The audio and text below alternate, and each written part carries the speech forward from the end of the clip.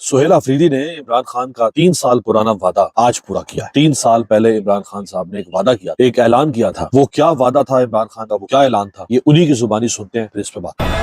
पाकिस्तान का number 1 investigative, credible, ईमानदार, respected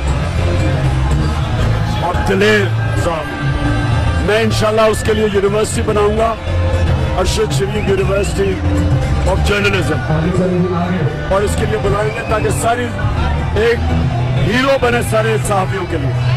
ये वादा इमरान खान साहब ने अरशद शरीफ की शहादत के बाद किया था, लॉन्ग मार्च के दौरान, जब वो लाहौर से इस्लामाबाद की तरफ लॉन्ग मार्च कर रहे थे। उस लॉन्ग मार्च में इमरान खान ने ये वादा किया। आज देखें, अरशद शरीफ की बरसी को 3 साल हो गए। केपी की हुकूमत इमरान खान के कहने के बावजूद ये काम नहीं कर सकी। आज ये काम किसने किया है? सुहेल अफरीदी ने। उसने वजीर आला बनते ही जो पहला काबीना का इजलास कल किया, उसमें उसने ये ऐलान किया कि मैं शहीद अरशद शरीफ इन्वेस्टिगेटिव जर्नलिज्म यूनिवर्सिटी बनाने का ऐलान करता हूँ।